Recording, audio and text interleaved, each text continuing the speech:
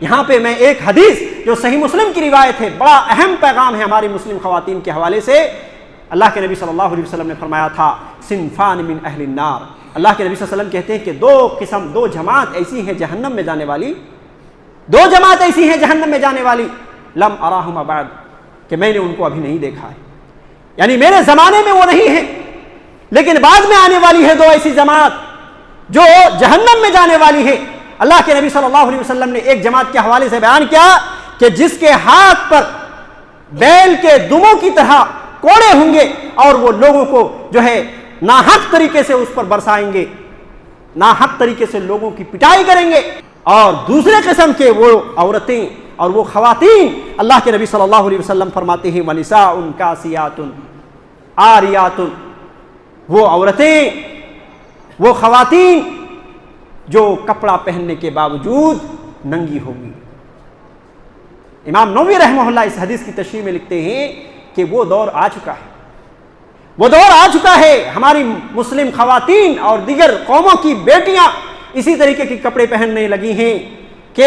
وہ کپڑا پہننے کے باوجود وہ ننگی نظر آتی ہیں۔ کبھی تو کپڑا ہی چھوٹا ہوتا ہے جس کی وجہ سے ان کی پورے جسم کے جو ہے دیگر اعضاء نظر آتے ہیں، اور کبھی تو کپڑا اتنا باریک ہوتا ہے کہ باہر سے اندر نظر آتا ہے، اور کبھی تو کپڑے اتنے چست ہوتے ہیں، اتنے ٹائٹ ہوتے ہیں کہ اتار چڑھاؤ ساری چیزیں باہر سے ہی نظر آ جاتی ہیں۔ لہذا وہ دور آ چکا ہے، اور اللہ کے نبی صلی اللہ علیہ وسلم کہتے ہیں کہ وہ جماعت جو میں ابھی نہیں دیکھ رہا ہوں لیکن وہ جہنم میں جانے والی جماعت ہوگی۔ ہماری مسلم خواتین کے حوالے سے ایک بہت بڑا پیغام ہے کہ میری ماں اور بہنوں اس حدیث کو خاص طور سے اپنے دامن میں آج سمیٹ کر کے لے کے جاؤ۔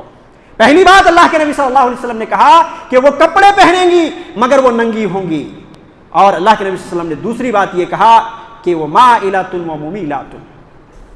کہ وہ دوسروں کے یہاں مائل ہونے والی اور دوسروں کو مائل کرنے والی ہوں گی۔ اگر کوئی ان کو پٹانا چاہے تو پٹ سکتی ہے، وہ مائل ہو سکتی ہے ایسی خواتین، اور اسی طریقے سے وہ خود بھی اپنے زیب و زینت کے ذریعے سے، اپنی اداؤں سے، اپنے عمل اور اپنے حرکات سے لوگوں کو اٹریکٹو کرنے والی ہوں گی، لوگوں کو اپنی طرف جو ہے مائل کرنے والی ہوں گی۔ اور تیسری صفت اللہ کے نبی صلی اللہ علیہ وسلم نے کہا تھا کہ رؤوسہن کأسنمۃ البخت المائلہ، ان کے سروں کے اوپر بختی اونٹ کے کوہان کی طرح زیب و زینت کی اس طرح کی چیز بنائی ہوں گی۔ جس طریقے سے بختی اونٹ کے کوہان اونچے ہوتے ہیں، ان کے سروں میں زیب و زینت اس طرح سے یا تو بال کے ذریعے سے یا پھر کسی اور چیز کے ذریعے سے اس طریقے کی اونچی کر کے رکھیں گی۔ یہ تیسری صفت اللہ کے نبی صلی اللہ علیہ وسلم نے بیان کیا، اور آخر میں یہ کہا لا يدخلن الجنہ، ایسی عورتیں جنت میں نہیں داخل ہوں گی، ولا یزدن ریحھا، اور وہ جنت کی خوشبو بھی نہیں پائیں گے۔